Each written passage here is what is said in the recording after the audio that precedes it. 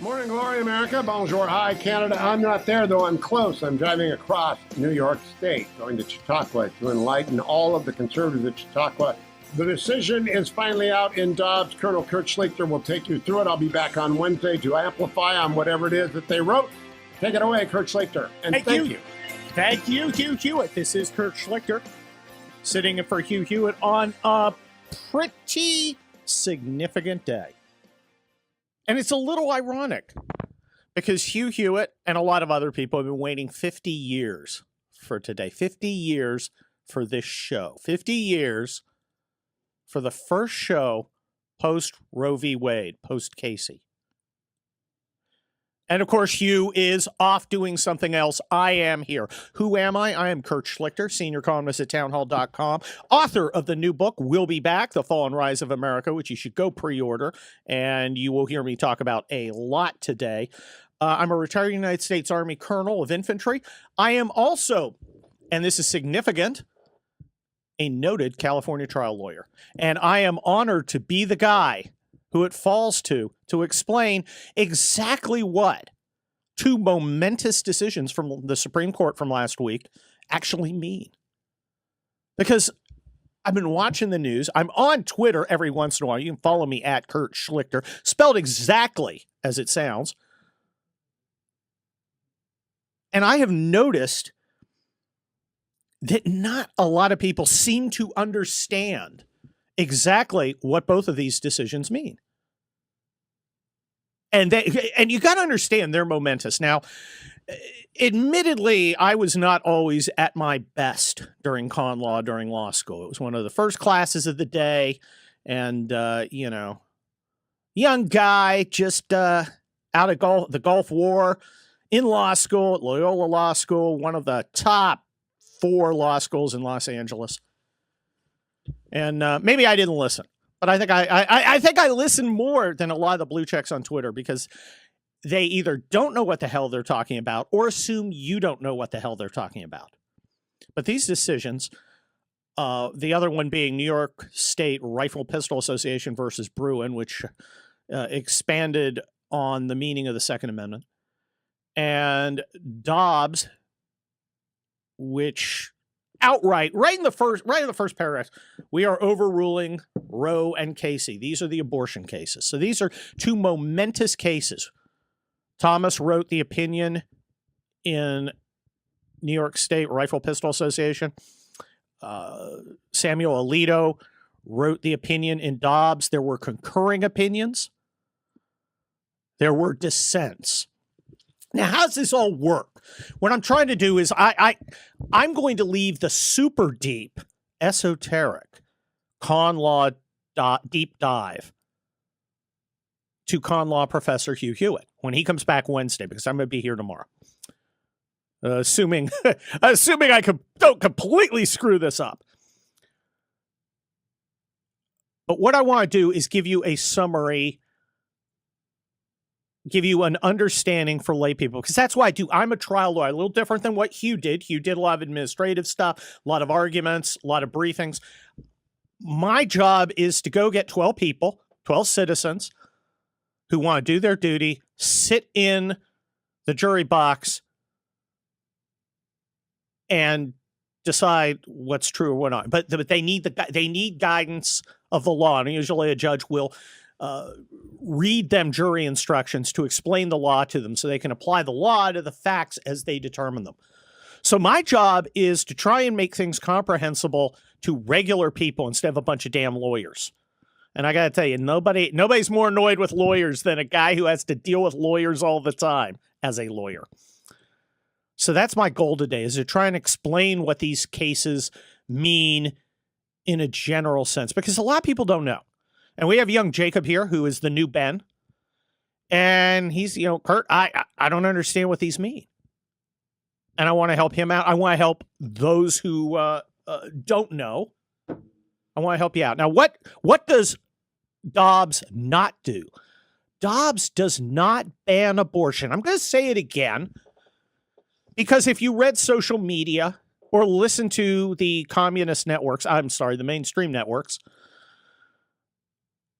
and Democrat talking points, to the extent they differ, and there is no extent to which they differ, you might think that the Supreme Court decreed no more abortions ever. That could not be further from the truth.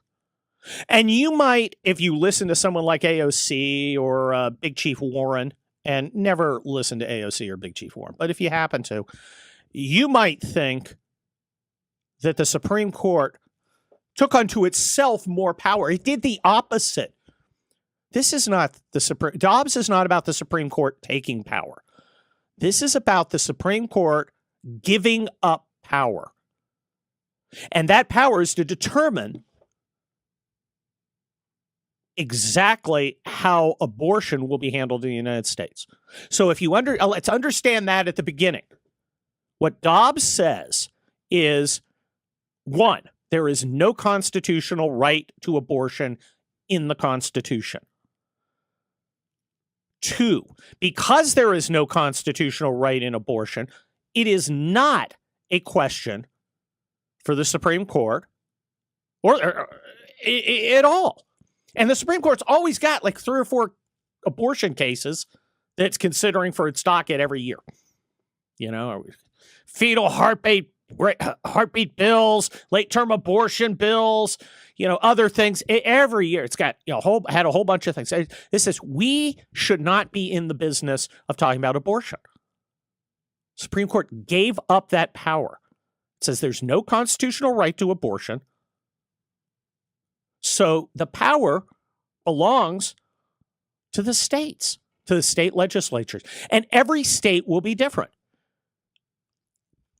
Now, there are a number of states that had trigger bills. That is, if Roe v. Wade and Casey, now, of course, Roe v. Wade was the original case back in like 73, and it laid out, almost in a legislative kind of sense, a very strict, well, not that strict, but a framework of when abortion could be allowed, like you would expect in a law.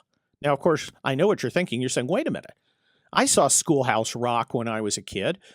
The Supreme Court's not supposed to make law. Why? That's the job of the legislature. Exactly. And then Casey came back, and it kind of changed it because Roe was not a very well-reasoned decision. And I know that because Ruth Bader Ginsburg said so, and Lawrence Tribe, before he went completely insane, said so, and a lot of commentators said so. They liked the result. They didn't like the reasoning because the reasoning wasn't very sensible.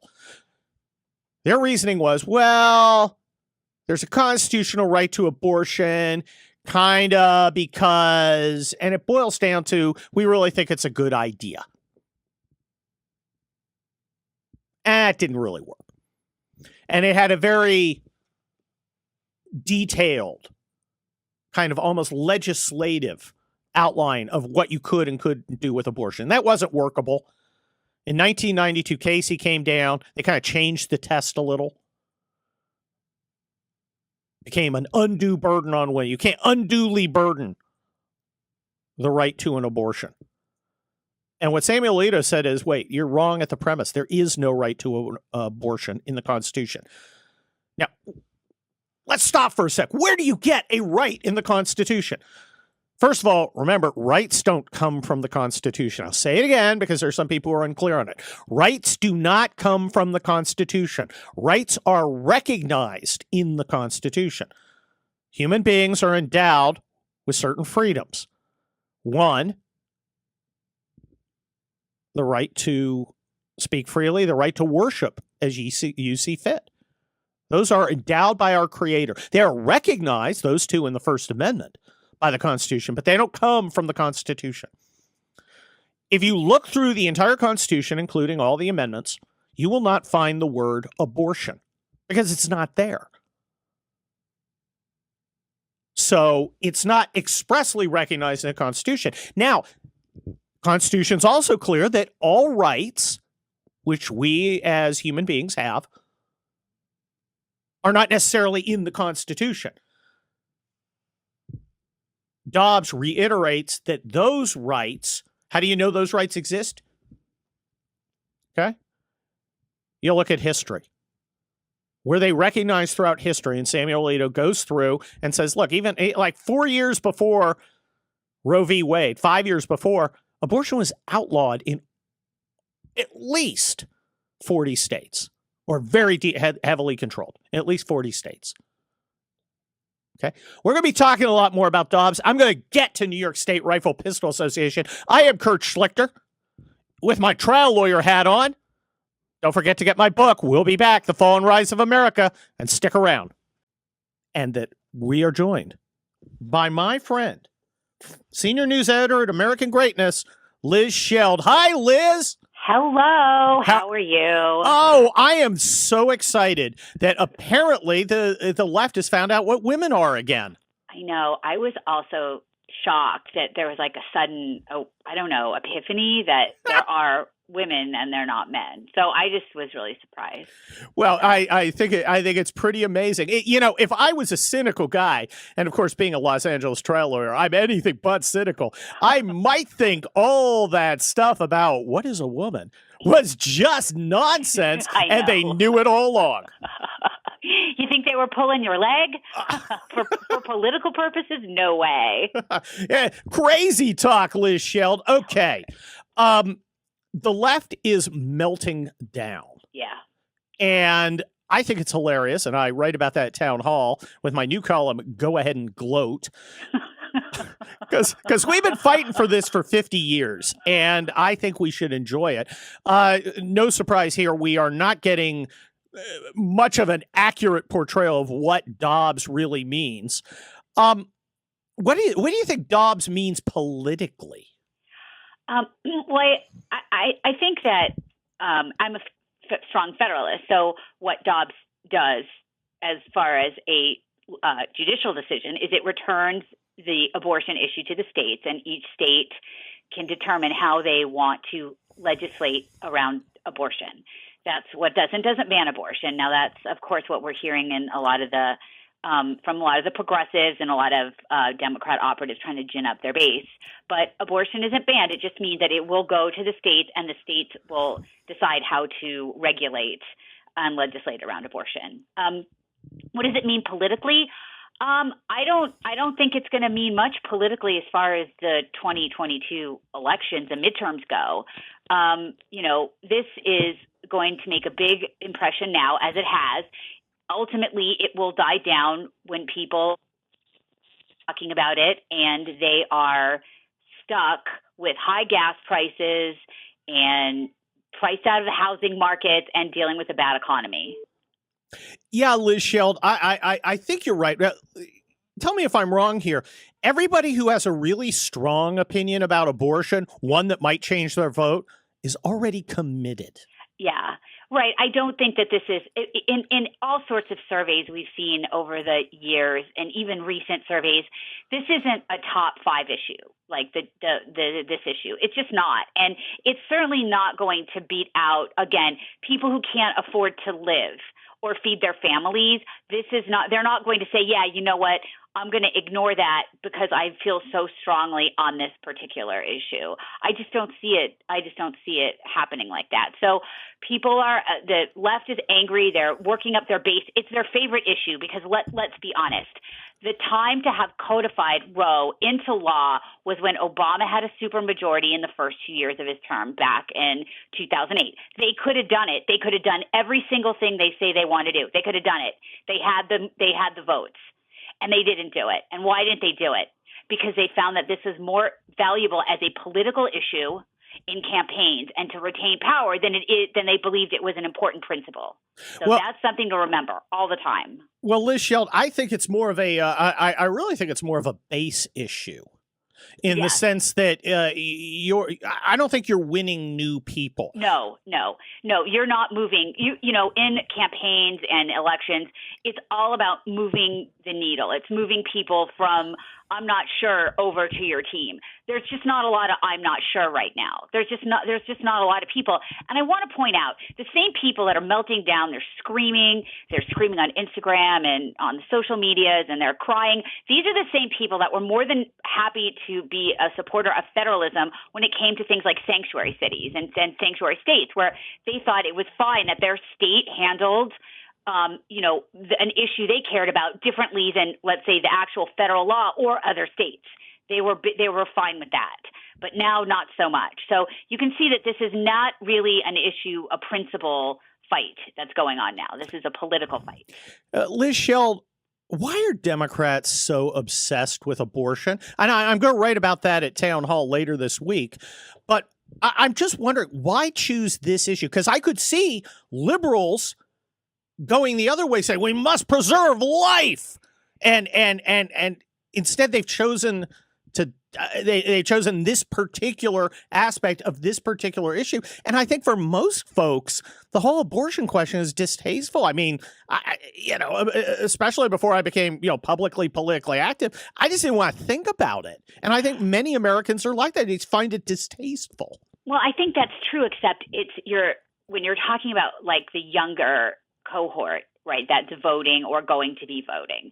These are the very loud part of the population. They're the most visible on social media. They're the people most likely to go out into the streets and, threaten people with violence and make a scene. And that's how they're activated. So, you have much less number, 45-year-old people that are prepared to go get arrested. Well, except for the wine women. Well, wine women are very upset. The wine moms or women. Can you even say that? You don't know. Well, there's an X in it instead of an E. Okay. Women X. Women X. But that I think is, again, it's activating the people most likely to be visibly politically. And that way the media can portray it as like that this decision goes grossly against popular will when, most people want limitations on abortion. I would say a plurality. It's not a majority, but a plurality of people do not believe you should be able to abort a baby when they're crowning at month 9. Well, count Stacey Abrams out of that. I find it bizarre the way that they handle abortion because they are unable to handle it in a politically sensible way. I mean, you can be for abortion and not for abortion when the kid's basically ready to fall on out. That's most I think people. it's crazy. I think most people, have want a limited amount of abortion. They do not want elective, 8 or 9 month abortion or, it used to be something that was like a personal decision and it was safe, legal, and rare became shout your abortion. How the hell did that happen? And that's gross. And that's the thing is that people are turned off by that. Again, safe, legal, and rare, that's a pill most people can swallow. This idea that early and often or all the time or, shout it out and put it on Twitter. Bizarre. That's gross. Well, and I think it turns off normal people, as do the protests. I don't want to be uncharitable, but many of the people who seem to be at the forefront of the abortion protests don't look to me like abortions are going to be an issue in their lives. If they're not at risk for. I mean, a lot of them are really the freak show types. And you look at that and you have somebody who's kind of like, I don't like this issue. I guess we could have it, but it's distasteful, but safe, legal, and rare. And then you get some mutant with tattoos and a nose ring, looks like Ferdinand the Bull, screaming about, hands off my body. And no one wants to put hands on your body, lady, or whatever the hell you are. And I think it turns people off. I just find it tactically bad for the Democrats. There are better, more effective political ways of handling this if they chose to handle it. I still don't understand why the fight has to be about something I don't think they have a choice, Kurt. I mean, they're really hostage to their base. Yes. They need their base. So they don't have a choice to sit back and say, what is a good way to handle this that will not alienate even more people, right? Because the Democrat parties are bleeding registration. I saw there's a piece this morning from AP that says over 1 million people have switched their registration from Democrat to Republican. They aren't in a position to do that. They can't pull back and say, okay, let's figure out what a good way to do this. And if you look at just some of the stuff on social media, there's just these videos of these women screaming and yelling. And I want to say, is this really what is got you going? It seems like there's something more. I know. Like, is this it? Is this really what you're upset about? I feel like it's something else. I don't get it because it doesn't make political sense to me. I mean, for pro-life people, you have the religious inclination, you have the moral inclination, and yes, there's political benefit to being pro-life in certain venues, not here in California, but in other places. But this just seems to be, for the Democrats, spiking the football in places they already dominate. I mean, in California, Dobbs is a giant outrage. They already own California. No, I mean they're probably going to pass a law saying you can do a 10th month abortion in California, and the same in New York and in Washington D.C. The places where people are angry about this are not places where there will be abortion restriction. Well, so that is unusual. Like, why aren't people in Alabama and South Dakota like burning stuff down? I mean, maybe they are, and I just haven't seen it yet. But you don't see the same level of anger. I don't know. Maybe that's just something I haven't seen yet. Yeah, I don't think that exists.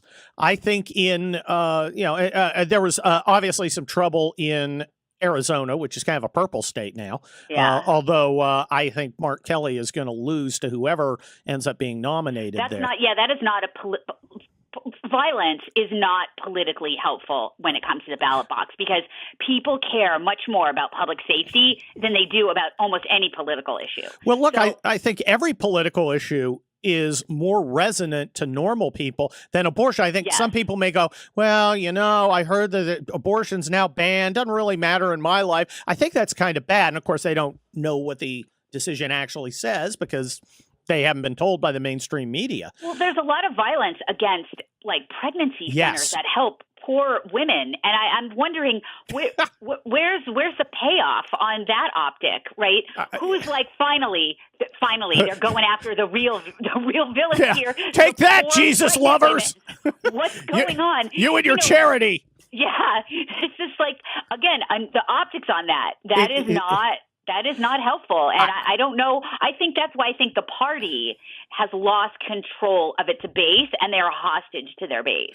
And I think it's not just on this. I think defund the police is just another example of this. Anyway, Liz Sheld, the senior news editor at American Greatness, always greatness when you join me as I guest host on the Hugh Hewitt radio program. I'm Kurt Schlichter. Stick around. We'll be right back with Salena. Just heard the bumper music. You can tell I'm guest hosting because my bumper music rocks. That's one of my favorite bands, The Clash. One of my favorite songs, Train in Vain. And it's introducing one of my favorite people, Salena Zito of the New York Post, Washington Examiner columnist. Salena, welcome to the Hugh Hewitt radio program. Good morning, Sunshine. How are you? I'm very, very good today, and I've been spending a lot of time explaining what Dobbs actually means. And the mainstream / communist media has not been doing that. Do normal people out there really have an understanding of what's going on? I think that people, for the most part, have learned that if it's an important issue, they better do their own homework to find out what is really going on, because my profession really does a sucky job at it. So, yes, I think that people are much more informed than you might fear they aren't. Well, Salena Zito, I think there's some people out there who are actually scared. A friend of mine relayed a story of a woman who's married to another woman who was, I'm really scared they're going to come after me. And that's crazy if you have actually read the opinion and understand it. But the media and the Democrats are ginning up this fear. And, are people going to be able to figure out the truth? Yeah, absolutely. I mean, there's always going to be a certain percentage that want to be afraid of the side they don't agree with, because that just justifies them, their sentiments. It helps them dig in more to their belief system. There's a percentage of people that are like that. However, most people are, I know this is shocking, because if you go on social media or if you turn on cable news, you don't think people are thoughtful. But people are thoughtful, and they do their homework. And I think that you have seen evidence of that, quite frankly, since 2010, when the first big wave election happened. You know, people weren't buying into grandma is going to be pushed off a cliff. All of a sudden, they're like, wait a minute, that's not really going to happen. Okay, so what is going on? And when we had 2016 and 2020, I mean, I think 2016 is obviously an example of people not paying attention to what the status quo is telling them. But I also think 2020 is a great example of that, too. You know, there was a lot of pressure on people, in particular with all the Black Lives Matter and the George Floyd protests and, you know, everyone telling anyone who is conservative, if they vote conservative, they're a racist. However, if you look down ballot, everybody voted conservative.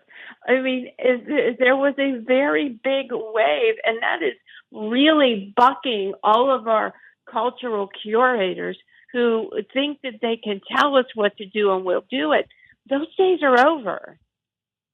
Well, Salena Zito, I got to tell you, I look at how the Democrats have addressed abortion. And it obviously requires a moral decision by people, a political decision. I think a lot of people think the whole subject's distasteful. I think there are a lot of people who are like, yeah, safe, legal, and rare. Don't talk to me about it.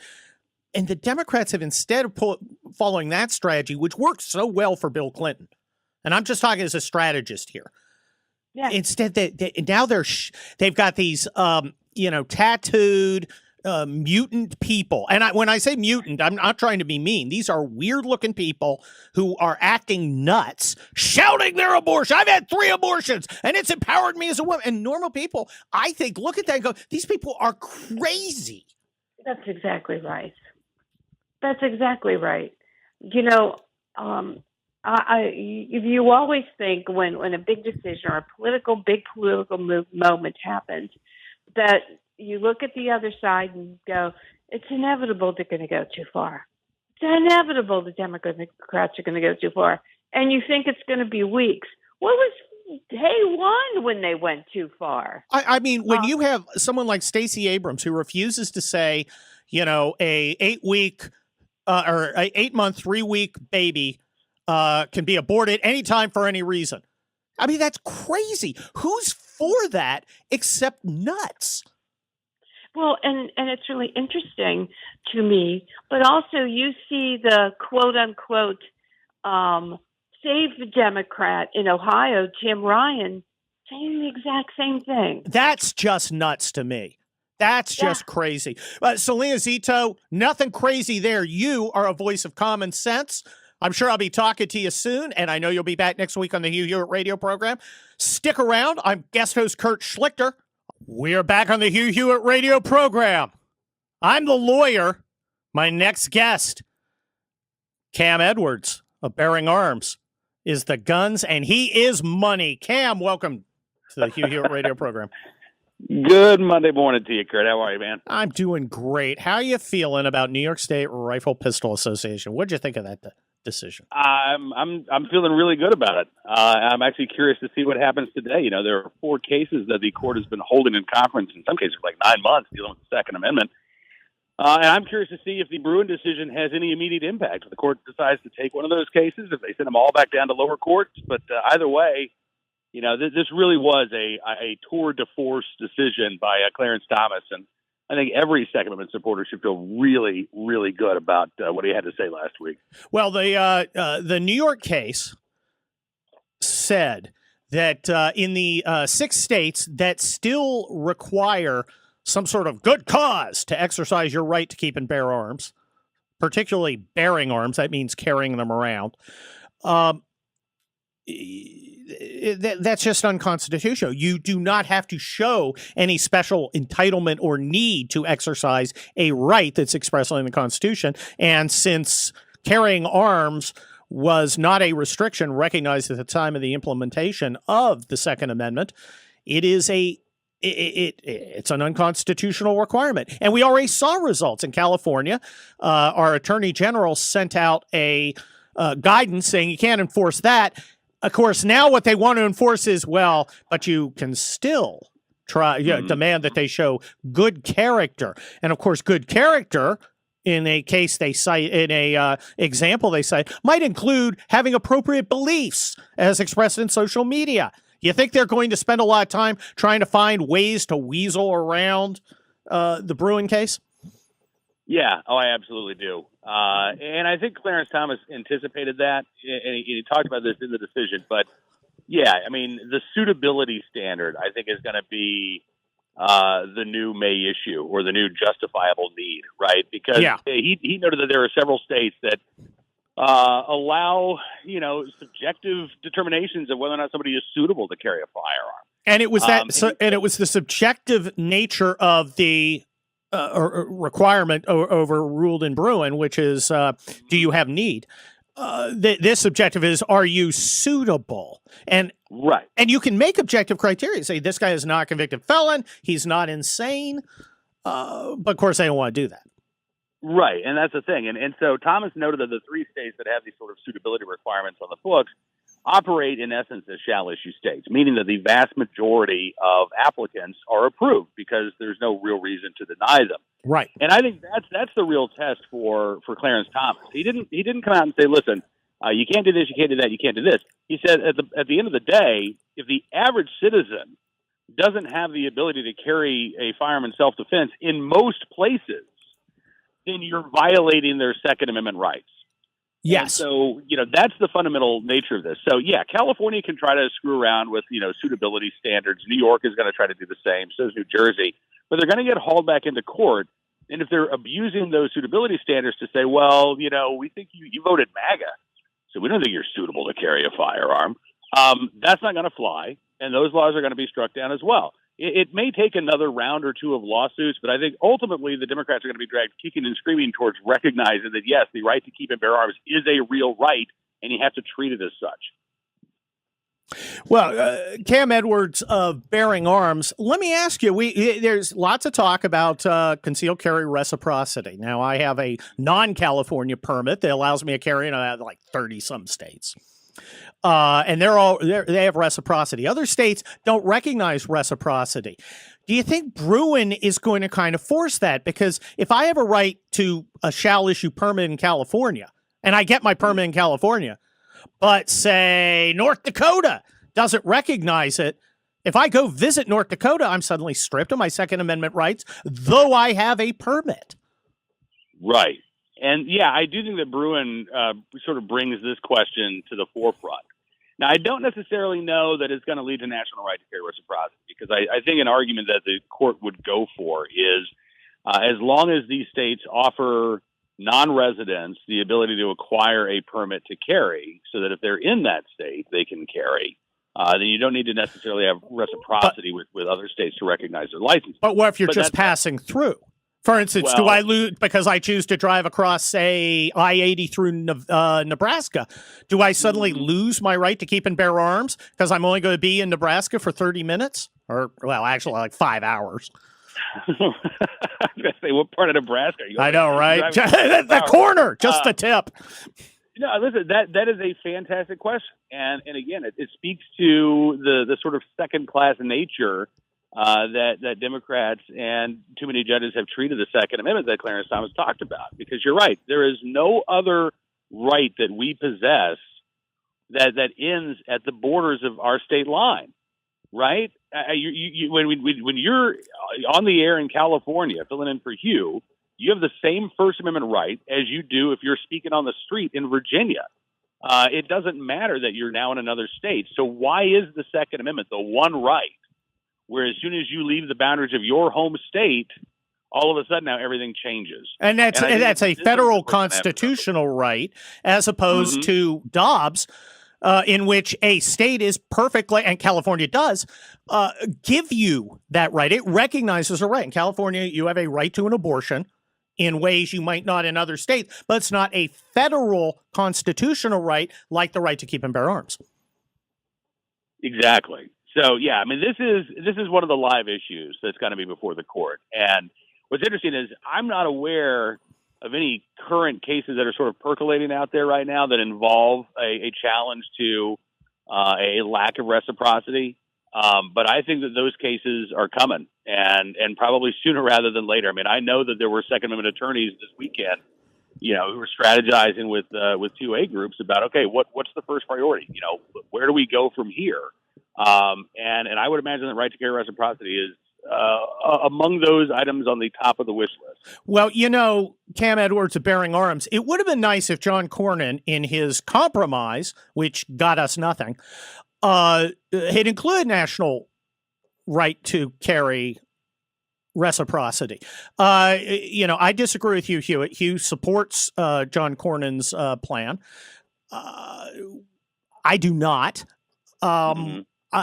First of all, let's talk about it politically. I don't think we got anything out of it. A compromise requires compromise. We got security at schools and everything, but that I don't see why we have to trade that for gun rights. That should have stood on its own. If we're giving up, and I wouldn't have gone for a compromise, but if we're going to give up something, you would think that we would get something out of it.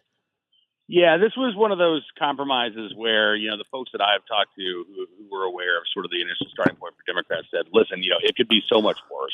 Well, it could have been so much worse. See, now I know. Look, as a lawyer, if I go to my client and go, hey, great news, I gave them less than they wanted and you got nothing. Mm-hmm. See, I would be an unemployed lawyer. Right. And I think John Cornyn just made a bad deal. I mean, how about hearing protection legislation to allow people to have suppressors easily, right, so they're not hurting their ears? That seems like something reasonable. I might not have gone for the compromise, but we'd have gotten something. I'm with you, but I don't think that was the metric. I don't even think that they tried to include those things. I don't either. I'm concerned about the red flag laws, as you are too. And here's my take on it. I've seen the movie Minority Report, and I learned from it. And of course, being a guy from Los Angeles, one of my friends was actually in it. This whole idea of pre-crime, where you're a risk. We're going to take your guns. It seems odd. If you're a criminal, we can deal with you constitutionally. If you're insane, if you're 5150, like the old Van Halen album, we can deal with you constitutionally. But there's this now new thing where we're going to take one of your rights, but we're not going to take you in and get you treatment. And we're not going to, make sure you can't go get a gun somewhere else because you're in jail or a loony bin. I don't see it as practically smart. I don't see it as constitutional. I don't see a constitutional process for taking a right when you've done nothing wrong. Listen, I'm with you, and I know that folks say, "Well, look, we got temporary restraining orders. This is just like that. Only with a gun." Is it beyond the due process concerns? You, I think, hit on the real key. Whether or not you think these red flag laws are constitutional or not, the fact is they involve a judge saying this person's dangerous. Yes, let's go take their guns away. Okay, now we've solved the problem, right? Well, and no, you haven't. If you're dealing with a dangerous individual, then you have to treat that individual's dangerousness. But you're right. I'm not aware of any red flag law on the books that actually has a mental health component to it of, okay, you're dangerous. Here's what we're going to do to make sure that you get the help that we think you need. This is a gun control measure that is designed to look like a mental health bill. And it's designed to give politicians cover because they can say, look, we passed these red flag laws. Now we don't have to worry about the bed shortage in inpatient psychiatric hospitals. We don't have to think about the fact that people who are in crisis are sitting in jail cells for a couple of days because we don't have room to get them into a hospital or a psychiatric facility. There is a real crisis, and these red flag laws allow politicians to ignore it. Well, they also allow, Cam Edwards of Bearing Arms, they also, it's premised on the idea that the judicial system's going to fairly and quickly adjudicate your rights. And from what we've seen, I don't see why anyone would believe that. We got about 15 seconds. Yeah. No, you're right. I mean, listen, the rubber stamping of these preliminary orders by judges is well known. It's one of the many flaws that we have in these red flag laws. Well, thank you, Cam Edwards of Bearing Arms. This is Welcome to Paradise City, a.k.a. the Hugh Hewitt radio program. I'm guest host Kurt Schlichter, noted Los Angeles trial lawyer, senior columnist at downhall.com, retired United States Army colonel, author of the new book, We'll Be Back, The Fall and Rise of America, which you must go get because it is packed with stuff. Is it mean? Is it nasty? Is it tough? It's all those things and so much more. And speaking of so much more, my friend Michael Walsh joins us. He's got a new one up at the Pipeline, cleverly titled Guns and Roses, Roesses. Michael, welcome to Hugh Hewitt radio program. Hey, good morning, Colonel. How are you? I'm good. I thought that was a very clever title and a very good article at the Pipeline, the-pipeline.org. Thank you very much. And we hope that our listeners out there in Radio Land will come on over to thepipeline.org and check it out. Well, they should check it out, and they should check it out every day. But, Michael, your point is more than just the gun case and more than just the abortion case. It's that liberals are melting down because they cannot take being denied. No, they can't. They're like little children. Kurt, you've known me for a long time. I've been saying this for years. It was 7 years ago this week that The Devil's Pleasure Palace came out, and it's very gratifying to me, I must say, to see people say, oh my God, you were so right in that book. Wow, were you ahead of the curve? Blah, blah, blah. So I'm thrilled that a broken down old man like me now is finally getting some love from the younger conservatives out there. Well, Michael, you're an experienced guy. I mean, you were part of the mainstream media. You were actually reporting from behind the Iron Curtain when there was an Iron Curtain. Heck, you even clinked glasses at some embassy party with a little dude named Vladimir Putin. Well, I certainly saw that little dude, Vladimir Putin, in Dresden. Yeah, I like to say I was in Berlin when the wall came down, and I was in Russia when Chernobyl blew up. So I had a good Cold War. How was yours, Kurt? Well, I was in Stuttgart, Germany, getting ready to die in place when they came across the border. Luckily, that didn't happen. But you've seen communists up close and personal. Yes. And none of this stuff that you're seeing now from the Democrat Party, which frankly seems to be moving in a commie direction, none of this is surprising to you. Not at all. I mean, it's the same playbook every time. Now, I'm 72, so I went to college between 1967 and 1971, and it's deja vu all over again, as Yogi Berra or somebody once said. I've seen this movie. It was bad the first time. It's worse the second time.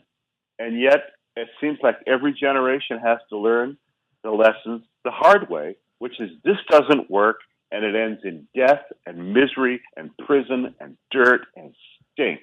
I'll tell you, Kurt, the one thing I always knew about communist countries, you could parachute me in blindfolded. Yes. And as soon as I caught a whiff of them, I said, oh, baby, I'm back in the USSR. Michael, you could not be more correct. Of course, I served in Kosovo, former Yugoslavia, for a year. I spent a lot of time in Ukraine, 4 different trips, training Ukrainian soldiers. And there's a smell. Yeah. There's a kind of chemical disinfectant smell, but it's more than that. It's you can almost smell the corpses. Oh, I said in my first novel, Exchange Alley, it's a combination of urine and sweat and coal stink and diesel fuel. Bad cigarettes. BO and cigarettes. I'll put all that in a shaker and blend it up, baby, because that's what it smells like. And, of course, that's what they want here. They want us, as you point out in your article, Guns N' Roses in The Pipeline at the-pipeline.org, you point out, they want us poor. They want us without cars and the ability to move ourselves. They want us eating bugs. Why do they want us miserable? You would think that they would want us happy so we would support them, but that's not how their minds work.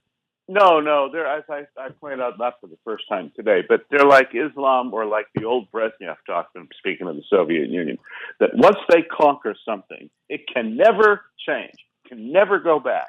Once they build that mosque or once they put up the Red Star on the churches at the Kremlin, then it's that way forever.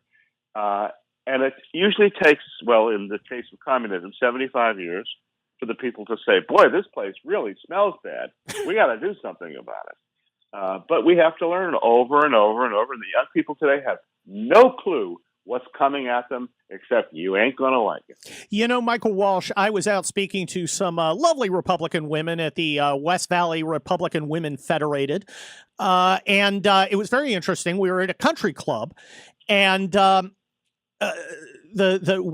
organizer said, look, it was very interesting. I was having a lot of trouble with the country club, which did a fine job, but they were very insistent that they couldn't give us more seats because I sold out and more people wanted to come because I'm amazing.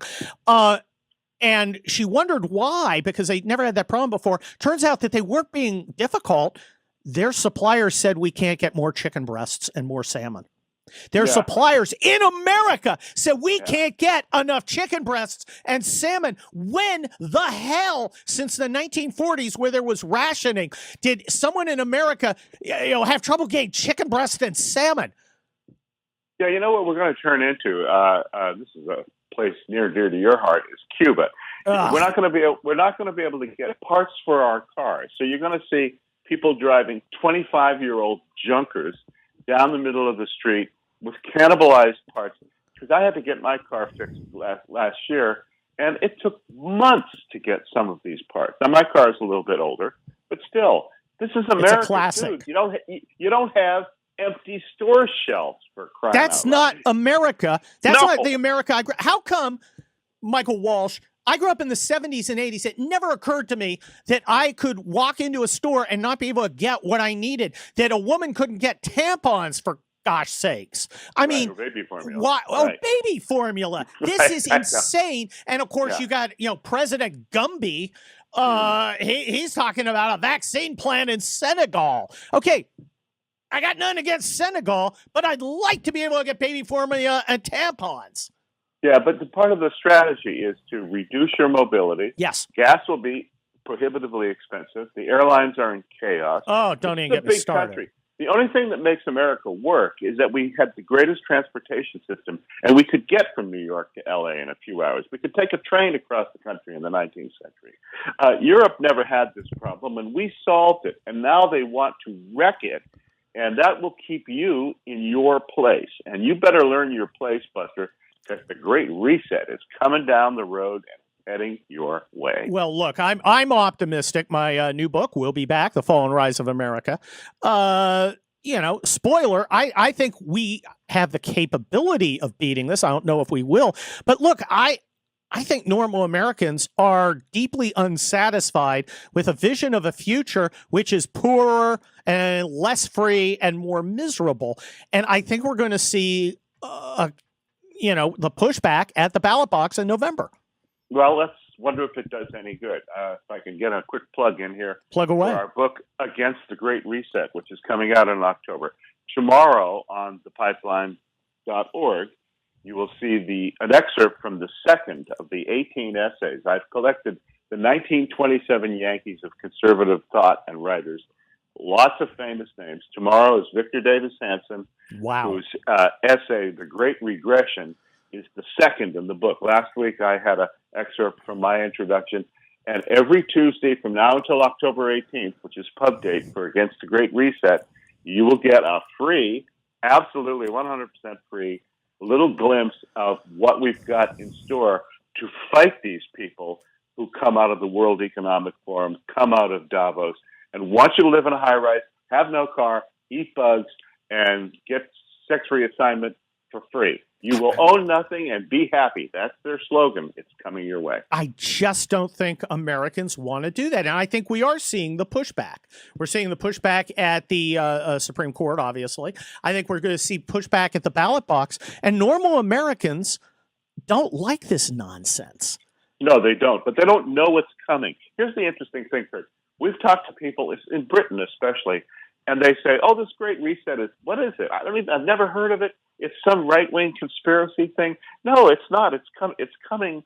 And so we have people like Victor. We have Conrad Black. We have Douglas Murray. We have Roger Kimball, Richard Fernandez. There's There's the late Angelo Codevilla. I mean, you want that team on the field for you? Well, it's coming. That's going to be, it's going to be outstanding against the Great Reset coming October 18th. Go ahead and pre-order that stuff. Now, yes, look, please do. Look, I think the great, this Great Reset, and it's not a conspiracy theory. These guys, this is a good term that applies to the conglomeration of initiatives and fetishes that the left have. I think it also opens a huge opportunity for aggressive reactionary politicians, reactionary towards this horrible trend. And I think we saw it in 2016 with Donald Trump. I think we may see it again with either Donald Trump 2.0 or someone like Ron DeSantis. We got about 15 seconds. What do you think? Is there an opportunity? I think there's a great opportunity. The question is, we have to clear our minds of these pre-existing prejudices and understand we're in the fight of our lives, and it's time for every man to get a mitt and get in the game. Inspiring. Read Michael Walsh's new column, Guns and Roses, ROESES, at the-pipeline.org. And check out that preview tomorrow at the same place. I'm Kurt Schlichter, guest hosting for the great Hugh Hewitt. We're going to be right back. Stick around.